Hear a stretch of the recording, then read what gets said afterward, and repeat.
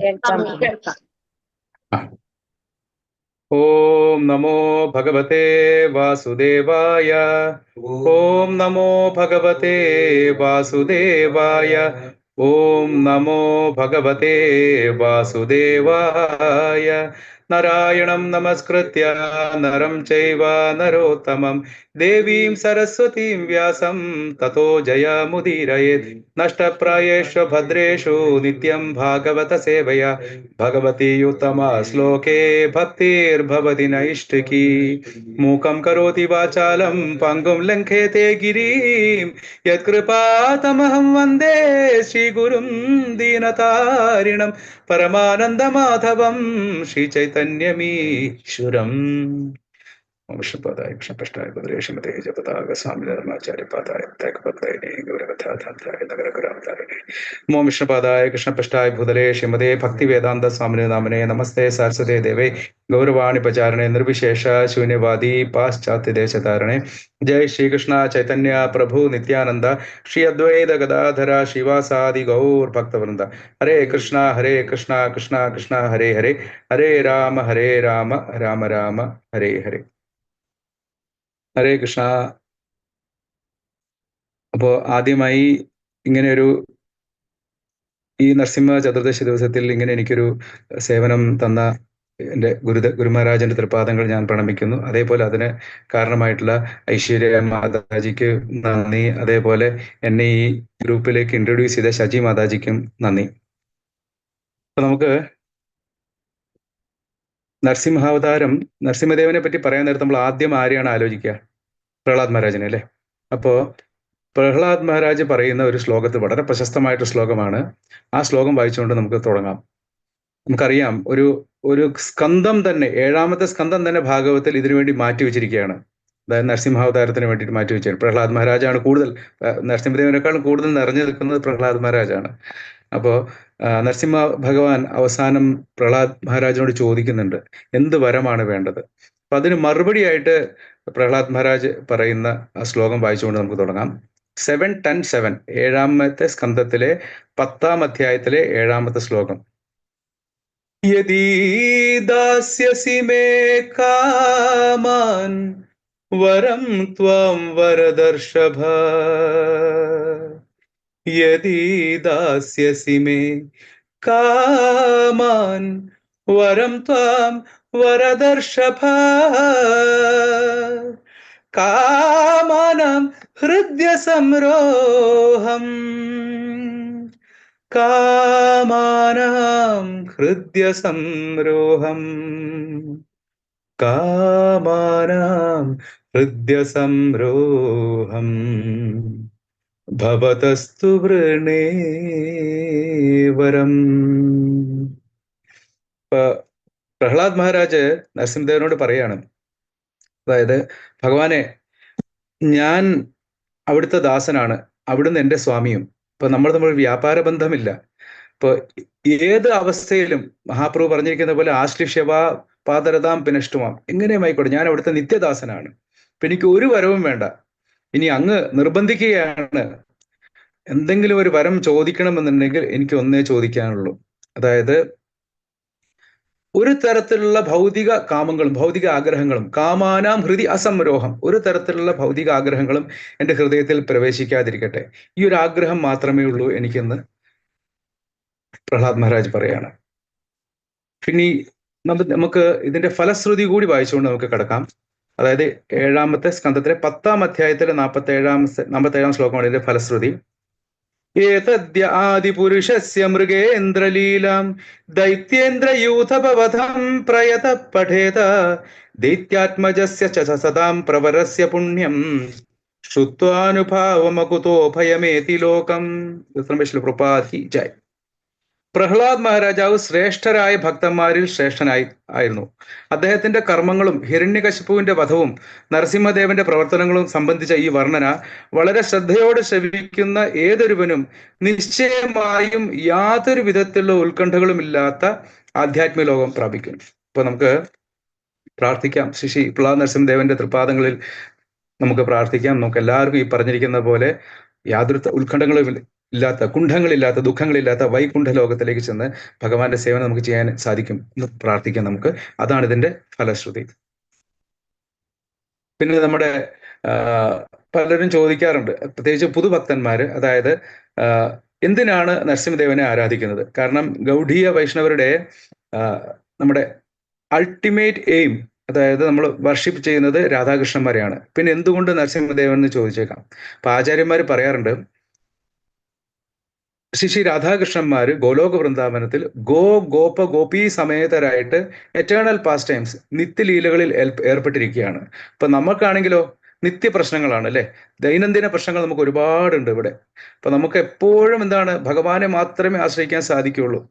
നമ്മള് ശുദ്ധഭക്തന്മാരൊന്നുമല്ല.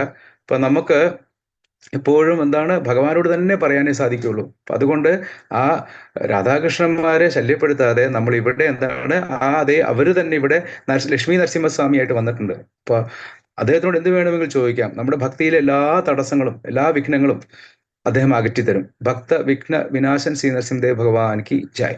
അപ്പൊ അതുകൊണ്ട് നമ്മൾ എപ്പോഴും നരസിംഹദേവനെ നമുക്ക് പ്രാർത്ഥിക്കാം. നമുക്ക് നമ്മുടെ എല്ലാ തരത്തിലുള്ള ആഗ്രഹങ്ങളും അദ്ദേഹത്തിനോട് പറയാം.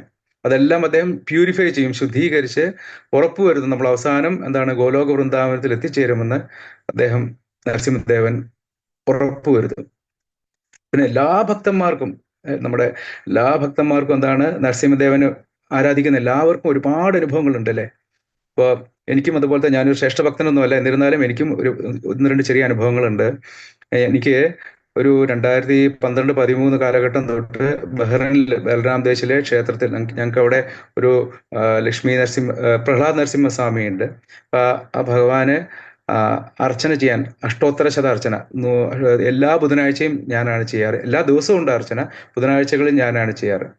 അപ്പോൾ അതുപോലെ ആ ഭഗവാന്റെ അനുഗ്രഹം എനിക്ക് എപ്പോഴും ഉണ്ടാവാറുണ്ട്. കാരണം ഒരു പ്രാവശ്യം ഒരു മഴ സമയത്ത് അവിടെ ഞാൻ ജോലിക്ക് പോകുന്ന സമയത്ത് വണ്ടി വഴുതി മറിഞ്ഞു പോകുന്ന ഒരു ഘട്ടത്തിൽ വെച്ചിട്ട്, പക്ഷെ ഒന്നും സംഭവിച്ചില്ല, നേരെ തിരിഞ്ഞു നിന്നേ ഉള്ളൂ. അപ്പൊ അത് നരസിംഹദേവന്റെ ഒരു അനുഗ്രഹമായിരുന്നു. അങ്ങനത്തെ എല്ലാ ഭക്തന്മാർക്കും ഉണ്ടാവാം. അതേപോലെ എനിക്ക് ഭഗവാന്റെ അനുഗ്രഹം ഉണ്ടായിരുന്നു. 2024 ദാമോദര യാത്രാ സമയത്ത് ഞാൻ എല്ലാ വീടുകളിലും ഈ നരസിംഹാവതാരമാണ് പറഞ്ഞത്. അപ്പൊ ആ പ്രാവശ്യം ഒരു 50 പ്രാവശ്യമെങ്കിലും പറയാനുള്ള ഭാഗ്യം കിട്ടി. ഈ സമയത്താണ് എന്താണ്, നമ്മുടെ നരസിംഹാവതാർ സിനിമ ഇറങ്ങിയത്. എല്ലാവരും കണ്ടു കാണുന്നു വിചാരിക്കുന്നു. മഹാവതാർ നരസിംഹ ഒരു അത്ഭുത സിനിമ തന്നെയായിരുന്നു. അപ്പൊ അതെല്ലാം കണ്ടു കഴിഞ്ഞപ്പോഴാണ് ഞാൻ ആലോചിച്ചത്. കാരണം ഞാൻ ഈ അഷ്ടോത്തര ശത അർച്ചന ചെയ്യാനായിട്ട് നിൽക്കാൻ നേരത്ത് നരസിംഹദേവന്റെ മുന്നിൽ പ്രഹ്ലാദ് മഹാരാജ് ഉണ്ട്. വെറുതെ ഒന്ന് തൊഴുക മാത്രമേ ഉള്ളൂ, കാഷ്വലി. പക്ഷെ പിന്നീടാണ് ആലോചിച്ചത്, ഈ സമയത്ത് തന്നെയായിരുന്നു ഭക്തി വേദാന്തയിൽ ഈ 7ാമത്തെ സ്കന്ധം വന്നത്. ഈ ശ്ലോകങ്ങൾ അദ്ദേഹത്തിന്റെ, പ്രഹ്ലാദ് മഹാരാജിന്റെ തിരുവധരങ്ങളിൽ നിന്ന് വന്നിട്ടുള്ള ഈ ശ്ലോകങ്ങൾ കിട്ടിയ അത്ഭുതം തോന്നി എനിക്ക്. കാരണം 5 വയസ്സുള്ള ഒരു കുട്ടിയാണ് ഈ പറയുന്നത്. അപ്പോഴാണ് അദ്ദേഹത്തിന്റെ ആ മഹാത്മ്യം തിരിച്ചറിഞ്ഞത്. അപ്പൊ അങ്ങനെ നരസിംഹദേവന്റെയും പ്രഹ്ലാദ് മഹാരാജിന്റെയും ലീലകൾ പറയുകയാണെങ്കിൽ നമുക്ക് അന്തമേ ഇല്ല. നമുക്ക് അവതാരത്തിലേക്ക് പ്രവേശിക്കാനേ സാധിക്കില്ല. നമുക്കറിയാം, മായപ്പൂർ നരസിംഹദേവന്റെ ആഗമനം ഒരു അത്ഭുതമായിരുന്നു. അതേപോലെ തന്നെ നമ്മുടെ റഷ്യയിൽ നിന്ന് ദൂരെ മാറിയുള്ള വേറൊരു രാജ്യം അസർബൈജാൻ, അവിടെ നിന്നുള്ള ഒരു പാദസേവനം മാതാജി, അവരുടെ എന്താണ്, ഒരു ഗ്രാമത്തിൽ നിന്ന് വന്ന് പിന്നെ അവിടുത്തെ തലസ്ഥാനം, അസർബൈജാന്റെ തലസ്ഥാനം ബാക്കുവിലെ ക്ഷേത്രത്തിൽ വന്ന് ദീക്ഷയെടുത്ത് പാദസേവനം ദേവിദാസി എന്ന പേര് സ്വീകരിച്ച് പിന്നീട് അവിടെ നിന്ന് ഇന്ത്യയിൽ അഹോബലത്തിൽ നിന്നുള്ള നരസിംഹദേവൻ ആ മാതാജി അവിടെ നിന്ന് ഇവിടേക്ക് കൊണ്ടുവന്നു. വളരെ വലിയ കഥയാണ്. പക്ഷെ അന്ന് നിത്യപൂജ ഇല്ലാത്ത ഒരു ഗുഹയ്ക്കുള്ളിൽ അരക്കറ്റം വെള്ളത്തിൽ നിന്ന് നരസിംഹദേവൻ ആ മാതാജിയെ കാരണമാക്കിക്കൊണ്ട് വന്ന് പിന്നെ അവിടെ എല്ലാം നിത്യപൂജയെല്ലാം വരുന്ന അതിമനോഹരമായിട്ടുള്ള നരസിംഹദേവന്റെ ലീലയാണ്. ആ മാതാജി അങ്ങനെ എന്താണ്, അസർബൈജാൻ റഷ്യൻ മാതാജി അവിടെ ഭഗവാന്റെ തൃപ്പാദങ്ങളിൽ എന്താണ് കാല് വെച്ചുകൊണ്ട്, തന്റെ ശിരസ് വെച്ചുകൊണ്ടാണ് ശരീരം വെടിഞ്ഞത്. പാദസേവനം എന്നുള്ള പേര് അനർത്ഥമാക്കി. അപ്പൊ അവരുടെ ഗുരുവായിട്ടുള്ള റഷ്യൻ സന്യാസി ഇസ്കോണിലുള്ള അദ്ദേഹം പറഞ്ഞിരുന്നു, ആ മാതാജി എന്താണ്, ഇനിയും 9 ജന്മങ്ങൾ അഹോബലത്തിൽ എടുത്തുകൊണ്ട് നരസിംഹദേവന്റെ സേവനം ചെയ്തിട്ടേ തിരിച്ച് വൈകുണ്ഠത്തിലേക്ക് പോകുമെന്ന് പറയുന്നു. അപ്പൊ നമുക്ക് എന്താണ്, ആമുഖം നിർത്തി നമുക്ക് നമ്മുടെ നരസിംഹാവതാരത്തിലേക്ക് കടക്കാം. അപ്പോ ഇത് 7ാമത്തെ സ്കന്ധത്തിലെ 1-ാം അധ്യായത്തിലെ 36-ാമത്തെ ശ്ലോകത്തിലാണ് ഇത് സ്റ്റാർട്ട് ചെയ്യുന്നത്, നമ്മുടെ നരസിംഹാവതാരം. അപ്പോ അവിടെ ജയവിജയന്മാർ അവരെങ്ങനെയാണ് ഈ ഭൗതിക ലോകത്തിലേക്ക് വന്നതെന്നുള്ളത് പറഞ്ഞു തുടങ്ങുകയാണ്. നാരദ മഹർഷി യുധിഷ്ഠിര മഹാരാജാവിന്റെ ചോദ്യങ്ങൾക്ക് ഉത്തരമായിട്ട് പറയാണ്, ഈ ആഖ്യാനം പറയാണ്. അപ്പൊ അവിടെ ഈ യുധിഷ്ഠിര മഹാരാജാവ് പറയുന്നുണ്ട്, ഇത് വളരെ അത്ഭുതമാണല്ലോ. കാരണം വൈകുണ്ഠവാസികളുടെ ശരീരം ഒരിക്കലും ഭൗതികമല്ല. ആധ്യാത്മികമാണ്. അപ്പൊ അവരെങ്ങനെ ഈ ഭൗതിക ലോകത്തിലേക്ക് പതിച്ചു, ഈ ജയവിജയന്മാര്? അത് അത്ഭുതകരമായിട്ടുള്ള കാര്യമാണ്. ശിശുപാലന്റെ കാര്യം ചോദിച്ചുകൊണ്ടാണ് തുടങ്ങുന്നത്. അപ്പൊ അതിന് മറുപടിയായിട്ട് നമ്മുടെ നാരദ മഹർഷി പറയുന്നുണ്ട്. 31 ശ്ലോകം, 7-ാമത്തെ സ്കന്ധം 1-ാം അധ്യായത്തിന് 31 ശ്ലോകം. ഗോപ്യാ കാമാത് ഭയാത് കംസോ ദേശാച്ചൈദ്യാദയോ നൃപ സംബന്ധാത് വൃഷ്ണയ സ്നേഹാത് യൂയം ഭക്ത്യാ വയം വിഭോ. കീർത്തനം ബൈ ശില പ്രഭുപാദ് കി ജയ്. എന്റെ പ്രിയപ്പെട്ട ദുഷ്ടരാജാവേ, ഗോപികമാർ അവരുടെ കാമത്താലും കംസൻ ഭയത്താലും ശിശുപാലനും മറ്റു രാജാക്കന്മാരും ശത്രുതയാലും യദുക്കൾ കൃഷ്ണനോടുള്ള കുടുംബപരമായ ബന്ധത്താലും നിങ്ങൾ പാണ്ഡവർ കൃഷ്ണനോടുള്ള സ്നേഹത്താലും ഞങ്ങൾ സാധാരണ ഭക്തന്മാർ ഭക്തിയുത സേവനത്താലും കൃഷ്ണന്റെ കാരുണ്യമാർജിച്ചു എന്ന് പറയാണ്. അപ്പൊ നമുക്ക് റെലവെന്റ് ആയിട്ടുള്ള പോയിന്റ് എന്ന് വെച്ച് കഴിഞ്ഞാല്, അപ്പൊ ശിശുപാലൻ, അതായത് ജയവിജയന്മാര് അവസാനത്തെ അവരുടെ ജന്മമായിരുന്നല്ലോ ശിശുപാലൻ. അപ്പൊ എന്താണ്? ശത്രുതയാൽ കൃഷ്ണന്റെ കാരുണ്യമാർജിച്ചു. എനിമിറ്റി, ശത്രുത കൊണ്ട് ഭഗവാന്റെ കാരുണ്യമാർജിക്കുകയാണ് ചെയ്തത്. അപ്പൊ അത് തന്നെയാണ് നമ്മുടെ ഹിരണ്യാക്ഷൻ ഹിരണ്യകശിപു അവർക്ക് സംഭവിച്ചത്. അപ്പൊ അതുപോലെ തന്നെ യുധിഷ്ഠിര മഹാരാജ് ചോദിക്കുന്നുണ്ട്, അവരുടെ ശരീരങ്ങൾ ആത്മീയമാണ്, വൈകുണ്ഠവാസികളുടെ. അപ്പൊ അത് എങ്ങനെ ഇവിടേക്ക് പതിച്ചു, ഈ ഭൂമിയിലേക്ക് പതിച്ചത് എങ്ങനെ? അതുപോലെ അവർക്ക് ഇത്രയും അത്യുഗ്രമായിട്ടുള്ള ശാപം നൽകാൻ ആർക്കാണ് സാധിക്കുന്നത് എന്ന് ചോദിച്ചു. അപ്പൊ നമുക്കറിയാം, അത് പറയേണ്ട കാര്യമില്ല, എല്ലാവർക്കും അറിയാം. അതാണ് സനകാദികൾ അവരെ ശപിച്ചതും ഭഗവാൻ ഇടപെടുന്നതും. ഭഗവാൻ പറയും, എന്റെ ഭൃത്യന്മാരുടെ തെറ്റ് എന്റെ തെറ്റ് തന്നെയാണെന്ന് പറഞ്ഞ് അവർക്ക് ഒരു ഓപ്ഷൻ കൊടുക്കുകയാണ് അല്ലെ. അതായത് നിരവധി ജന്മങ്ങൾ ഭക്തന്മാരായിട്ട് തിരിച്ചു വരണോ, അതോ 3 ജന്മങ്ങൾ വിപരീത ഭക്തി ചെയ്ത് എൻ്റെ അടുത്തേക്ക് വരണോന്ന്. അപ്പൊ അവരത് സ്വീകരിച്ചു. ഞങ്ങൾക്ക് അങ്ങേ പിരിഞ്ഞിരിക്കാൻ സാധിക്കില്ല സ്വാമി, ഞങ്ങൾക്ക് എത്രയും പെട്ടെന്ന് തിരിച്ചു വരണം എന്ന് പറഞ്ഞു. അപ്പൊ അങ്ങനെ അവര് ആ പാത സ്വീകരിച്ചു. ഈ സമയത്താണ് നമ്മൾ ആ നരസിംഹാവതാർ സിനിമയിലും കണ്ടിരുന്നു. അതായത് അത് തുടങ്ങുന്നത് തന്നെ ദിതിദേവി കശ്യപ പ്രജാപതിയോട് സന്താനലബ്ധിക്ക് വേണ്ടി പറയുമ്പോൾ അദ്ദേഹം പറയുന്നത്, ത്രിസന്ധ്യാ നേരമാണ്, ഉചിതമല്ല, ഈ സമയത്ത് ഉണ്ടാവുന്ന സന്താനങ്ങൾ ആസുര സ്വഭാവമുള്ളവരായിരിക്കും എന്ന് പറഞ്ഞു. പക്ഷെ ദിതി മാതാവ് സമ്മതിക്കാത്തത് കൊണ്ട് അങ്ങനെ ആ സന്താനോൽപാദനം ഉണ്ടാവുന്നു. അപ്പൊ ആ സമയത്ത് ഈ ജയവിജയന്മാർ വൈകുണ്ഠ ലോകത്തുനിന്ന് പതിക്കുകയാണ്. അവർ നേരെ ദിതി ദേവിയുടെ ഗർഭത്തിൽ പ്രവേശിച്ചു. ഇപ്പൊ കശ്യപ പ്രജാപതി പറഞ്ഞതുപോലെ, മുന്നറിയിപ്പ് കൊടുത്തപോലെ തന്നെ എല്ലാ ദുർനിമിത്തങ്ങളും ഉണ്ടായി. ദിതിദേവിക്ക് ഭയമായി. 100 വർഷങ്ങൾ ഗർഭത്തിൽ വെച്ചു. അവസാനം എല്ലാവരുടെയും നിർബന്ധപ്രകാരം പുറത്തേക്ക് വിടേണ്ടി വന്നു. അവര് ത്രൈലോക്യ കണ്ടകന്മാരായിട്ടുള്ള അസുരന്മാരായി മാറി, വിഷ്ണു ഭഗവാന്റെ ശത്രുക്കളായി മാറി. അപ്പൊ അങ്ങനെ നമുക്കറിയാം, അതായത് ഹിരണ്യാക്ഷൻ ഭൂമിദേവിയെ രസാതലത്തിലേക്ക് കൊണ്ടുപോയി. അവിടെ വരാഹദേവൻ ഒരു ബ്രഹ്മദേവന്റെ ആ മൂക്കിലൂടെ, അദ്ദേഹത്തിന്റെ പ്രാർത്ഥന കേട്ടുകൊണ്ട് ആ ഒരു മൂക്കിലൂടെ നാസാരന്ധ്രത്തിലൂടെ ചെറിയൊരു രൂപത്തിൽ പുറത്തേക്ക് വന്ന് പെട്ടെന്ന് ഭീമാകാരനായി വന്ന് അതിബൃഹത് രൂപമുള്ള സുന്ദരനായിട്ടുള്ള വരാഹദേവനായി മാറി. അങ്ങനെ വന്ന് ഭൂമിദേവിയെ വീണ്ടെടുത്ത് ഹിരണ്യാക്ഷനെ വധിച്ചു അല്ലെ. അപ്പോൾ ഹിരണ്യകശിപുവിന് വളരെയധികം കോപമായി. നമ്മുടെ 7-ാമത്തെ സ്കന്ധത്തിലെ 2-ാം അധ്യായത്തിലെ 3-ാമത്തെ ശ്ലോകത്തിൽ പറയുന്നുണ്ട്.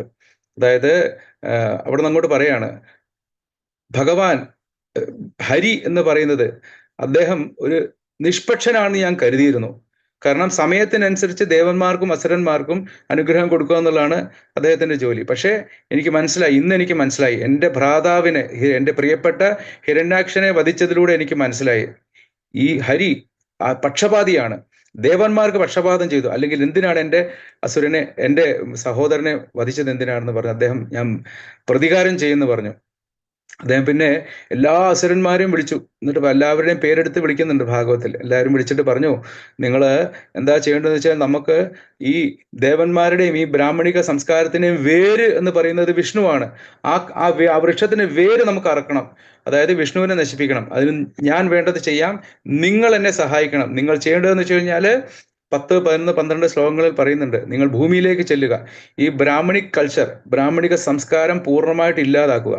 അതായത് ഈ ഹോമങ്ങൾ ചെയ്യുന്ന ബ്രാഹ്മണരെയും വൈഷ്ണവരെയും എല്ലാം വധിക്കുക, അവരുടെ ആശ്രമങ്ങളും ഹോമകുണ്ടങ്ങളും എല്ലാം തകർക്കുക എന്ന് പറഞ്ഞ് അവരെല്ലാം ഭൂമിയിലേക്ക് വിട്ടു. അവരെല്ലാം ആ നാശപ്രവൃത്തികൾ ചെയ്യാൻ തുടങ്ങി. അങ്ങനെ ഹിരണ്യകശിപു തപസ് ചെയ്യാനായിട്ട് പോകാൻ ഗമിക്കുമ്പോഴാണ് ഒരു കാര്യം ശ്രദ്ധിച്ചത്. സ്വന്തം മാതാവ് ദിതിദേവി, അതുപോലെ ഭ്രാതാവ് ഹിരണ്യാക്ഷന്റെ പത്നിയായിട്ടുള്ള ഋഷഭാനു, അവരെല്ലാവരും വിലപിക്കുകയാണ്. പുത്രന്മാരെല്ലാവരും വിലപിക്കുകയാണ്. അതായത് ഹിരണ്യാക്ഷന്റെ ആ വിയോഗത്തിൽ വിലപിക്കുകയാണ്. ഇപ്പൊ നേരെ ചെന്ന് അദ്ദേഹം ഒരു വലിയൊരു ആത്മോപദേശം കൊടുക്കുന്നുണ്ട്. നമുക്ക് തോന്നിപ്പോവും ശരിയാണല്ലോ, ഇദ്ദേഹം വൈകുണ്ഠവാസിയാണല്ലോ എന്ന് തോന്നിപ്പോവും. കാരണം പലരും അറിഞ്ഞും അറിയാതെയും പിന്നീട് കോട്ട് ചെയ്യുന്നതെല്ലാം ഈ ഹിരണ്യകശിപുവിന്റെ ഉപദേശങ്ങളാണ്. വളരെ പ്രശസ്തമായിട്ടുള്ള ഉപദേശങ്ങളാണ്. അതായത് ഉശീനര രാജ്യത്തെ രാജാവായിട്ടുള്ള സുയജ്ഞന്റെ കഥ, വളരെ ഏറ്റവും വലിയ എന്താണ്, നമ്മൾ ശരീരമല്ല ആത്മാവാണ് തെളിയിക്കുന്ന ഏറ്റവും നല്ലൊരു അനോളജി, ഒരു അലിഗറി ഒക്കെ ആയിട്ട് ഒക്കെ നമുക്ക് പറയാം, ഒരു ഉപമയാണ്. അതിനു മുമ്പ് അദ്ദേഹം ഒരു 21-ാമത്തെ ശ്ലോകം, 7-ാമത്തെ സ്കന്ധത്തിലെ 2-ാം അധ്യായത്തിൽ 21-ാമത്തെ ശ്ലോകത്തിൽ അദ്ദേഹം പറയുന്നുണ്ട്, അതായത് ഈ ഭൗതിക ലോകം ഒരു സത്രം പോലെയാണ്. ഒരു വഴിപോക്കർ വഴിയമ്പലത്തിൽ രാത്രി വിശ്രമിക്കുന്നു, രാവിലെ പിരിയുന്നു.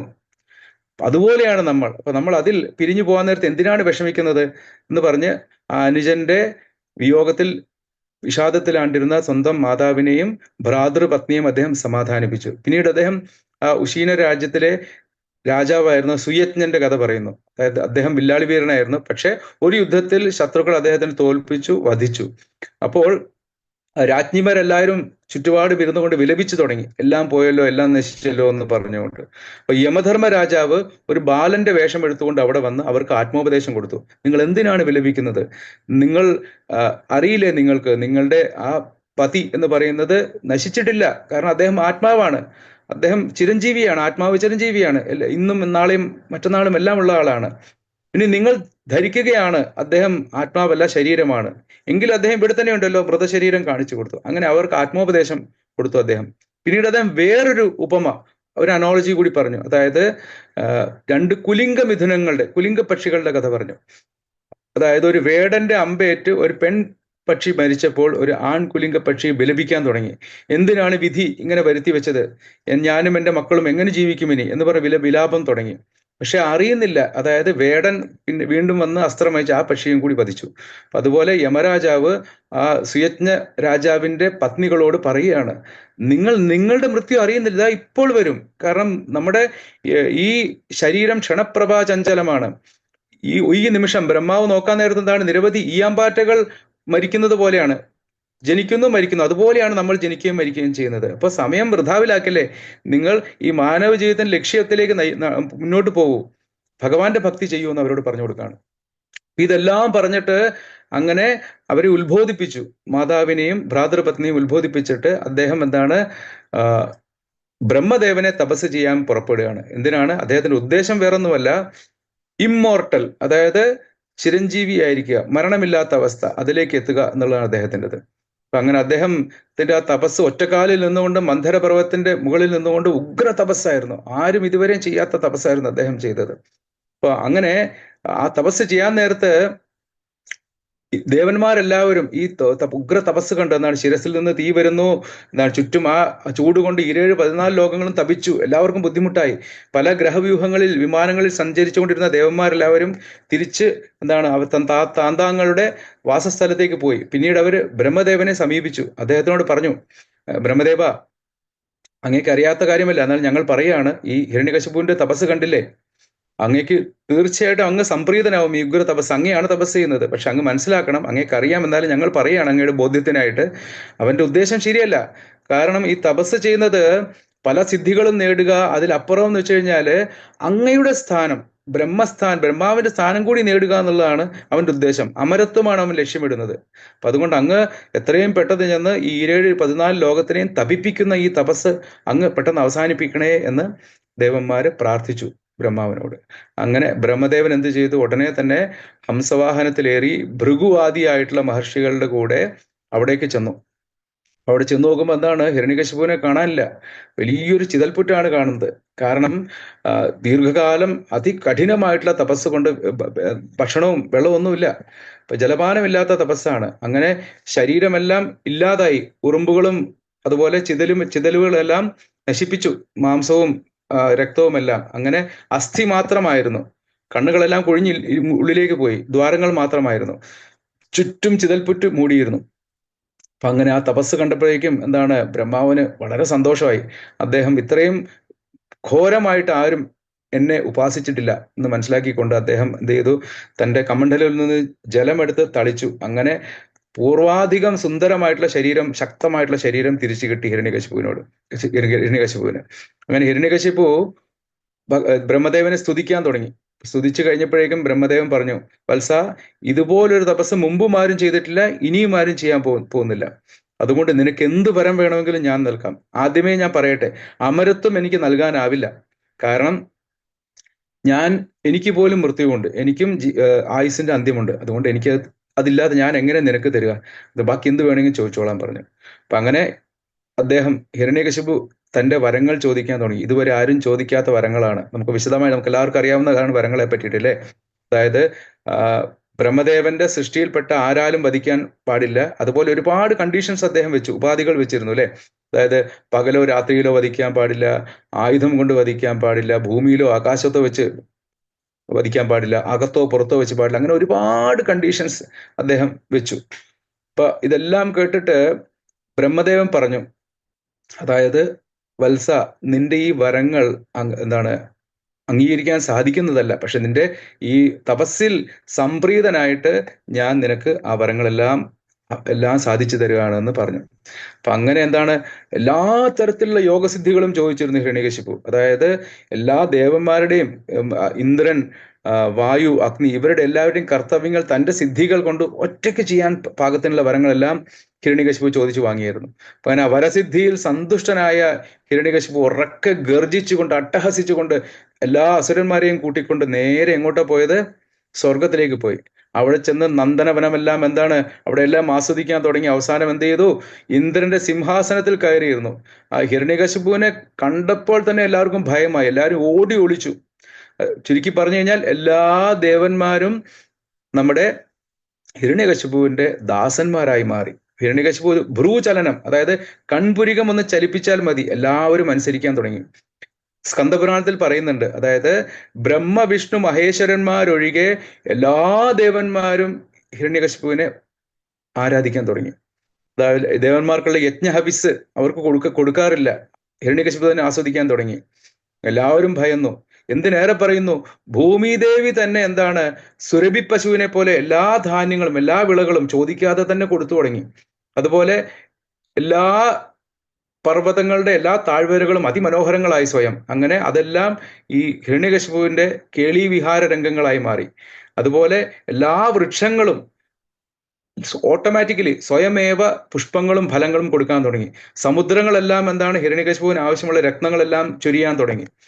അങ്ങനെ നേരത്തെ പറഞ്ഞ പോലെ ഹിരണ്യകശിപു ഇന്ദ്രന്റെയും വായുദേവന്റെയും അഗ്നിദേവന്റെയും പോലും എല്ലാ ഡ്യൂട്ടീസും എല്ലാ ചുമതലകളും സ്വയം ചെയ്യാൻ തുടങ്ങി. അതായത് നനയ്ക്കുക, മഴ കൊടുക്കുന്നത് ഇന്ദ്രനാണ്, ഉണക്കുക വായുദേവനാണ് വീശുന്നത്, അതുപോലെ ദഹിപ്പിക്കുക അഗ്നിദേവന്റെ എല്ലാ കർമ്മങ്ങളും. അതുപോലെ എന്തിനേറെ പറയുന്നു, ഹിരണ്യകശിപുവിന്റെ ആ കാർക്കശ്യവും ശക്തിയും എല്ലാം വെളിവാക്കാൻ ഒറ്റ കാര്യം ആലോചിച്ചാൽ മതി. അതായത് അദ്ദേഹത്തിന്റെ പല്ലക്ക് ചുമന്നിരുന്നത് ഇന്ദ്രൻ, സൂര്യൻ, വായുദേവൻ, അഗ്നിദേവൻ എന്നിങ്ങനെ അതിശക്തന്മാരായിട്ടുള്ള ദേവന്മാരായിരുന്നു, അല്ലെ? നമുക്ക് അവരുടെ ശക്തിയെ പറ്റി ആലോചിക്കാവുന്നേ ഉള്ളൂ, അല്ലെ? ഒരു സുനാമിയോ ഒരു കൊടുങ്കാറ്റോ വന്നു കഴിഞ്ഞാൽ നമ്മളൊന്നും ഇല്ല. അപ്പൊ അങ്ങനെയുള്ള ആ ദേവന്മാരെ പോലും പരിപൂർണമായിട്ട് നിയന്ത്രിച്ചിരുന്നു ഹിരണ്യകശിപു.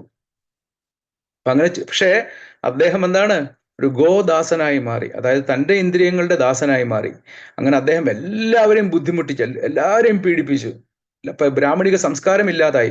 തന്നെ ആരാധിക്കാൻ എല്ലാവരോടും പറഞ്ഞു. അപ്പൊ അങ്ങനെ എല്ലാവരും വിഷമത്തിലായി, എല്ലാവരും സങ്കടത്തിലായി, എല്ലാവരും ഭഗവാനെ പ്രാർത്ഥിക്കാൻ തുടങ്ങി. അതിനിടെ എല്ലാ ഗ്രഹപാലന്മാർ, എല്ലാ ഗ്രഹങ്ങളെല്ലാം പാലിച്ചിരുന്ന ഭരണകർത്താക്കൾ എല്ലാവരും കൂടി ചെന്ന് എല്ലാവരും ഭഗവാനോട് പ്രാർത്ഥിച്ചു.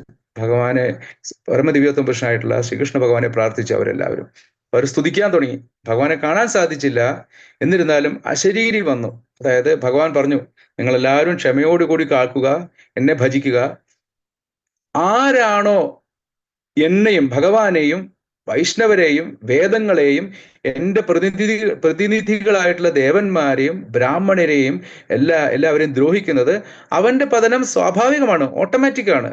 പിന്നെ നിങ്ങൾ സമാധാനത്തോടെ വെയിറ്റ് ചെയ്യുക. കാരണം എൻ്റെ ശുദ്ധഭക്തനായിട്ടുള്ള പ്രഹ്ലാദൻ വരികയാണ്. അപ്പൊ ആ പ്രഹ്ലാദനെ എന്ന് ഹിരണ്യകശിപു ബുദ്ധിമുട്ടിക്കുന്നുവോ അന്ന് അവന്റെ അന്ത്യമാണ്. ഞാൻ നേരിട്ട് അവതരിച്ച് അവനെ വധിക്കുമെന്ന് ഭഗവാന്റെ അശരീരി കേട്ടു. അങ്ങനെ സന്തോഷത്തോടെ അവരെല്ലാം പോയി.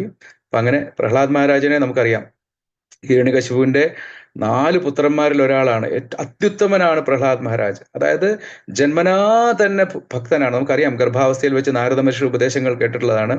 പരമ വൈഷ്ണവ ഗുരുവായിട്ടുള്ള നാരദ മഹർഷിയുടെ ശിഷ്യനാണ്. അപ്പൊ അങ്ങനെ ഗർഭാവസ്ഥയിൽ തന്നെ കേൾക്കാനുള്ള ഭാഗ്യം ഉണ്ടായി. അപ്പൊ ആ അധ്യായത്തിലെ 39 തൊട്ട് 41 വരെയുള്ള ശ്ലോകങ്ങളിൽ പ്രഹ്ലാദ് മഹാരാജിന്റെ അവസ്ഥയെപ്പറ്റി വർണ്ണിക്കുന്നുണ്ട്. അതായത് ഭക്തിയിൽ ഇത്രമാത്രം അദ്ദേഹം വിലീനനായിരുന്നു, അഷ്ടസാത്വിക ലക്ഷണങ്ങൾ പ്രകടിപ്പിച്ചിരുന്നു.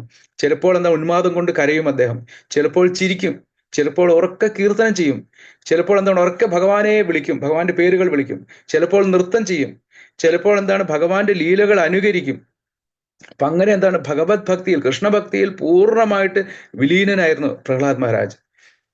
അങ്ങനെ 5 വയസ്സുള്ള ബാലകനാണ്. അങ്ങനെ അവസാനം ഹിരണ്യകശിപു എന്ത് ചെയ്തു എന്ന് വെച്ച് കഴിഞ്ഞാല് തന്റെ ഗുരുവായിട്ടുള്ള ശുക്രാചാര്യന്റെ പുത്രന്മാരായിട്ടുള്ള ഷണ്ഡന്റെയും അമർക്കന്റെയും അടുത്തുള്ള ഗുരുകുലത്തിൽ പ്രഹ്ലാദ് മഹാരാജിനെ കൊണ്ടുപോയി ചേർക്കും. അപ്പൊ അങ്ങനെ ഗുരുക്കന്മാരുടെ അഭ്യസനം പ്രഹ്ലാദ് മഹാരാജന് ഇഷ്ടമായിരുന്നില്ല. കാരണം രാഷ്ട്രതന്ത്രം, രാജ്യതന്ത്രം, ഇത്തരത്തിലുള്ള കാര്യങ്ങൾ എല്ലാത്തിലും എന്താണ് ഡുവാലിറ്റീസ്, ദ്വന്ദ്വങ്ങൾ ദർശിച്ചു. ശത്രു, മിത്രം, ശീതോഷ്ണം, സുഖം, ദുഃഖം, ഇതൊന്നും ഇത് ബാധിച്ചിരുന്നില്ല. ഉത്തമാധികാരിയായിരുന്നു, ഉത്തമ വൈഷ്ണവനായിരുന്നു പ്രഹ്ലാദ് മഹാരാജ്. അദ്ദേഹത്തിന് അതുകൊണ്ട് അതൊന്നും ഇഷ്ടമായില്ല. എന്നിരുന്നാലും അവരെ ധിക്കരിച്ചില്ല, അതെല്ലാം കേട്ടുകൊണ്ടിരുന്നു.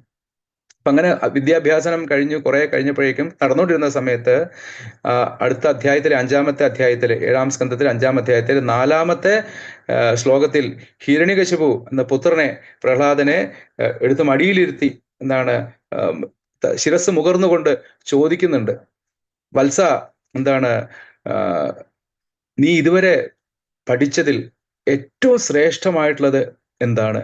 മന്യേത സാധു എന്നാണ് ചോദ്യം ഹിരണ്യകശിപു ചോദിക്കുന്നത്. മന്യേത സാധു, ഏറ്റവും ശ്രേഷ്ഠമായിട്ട് നീ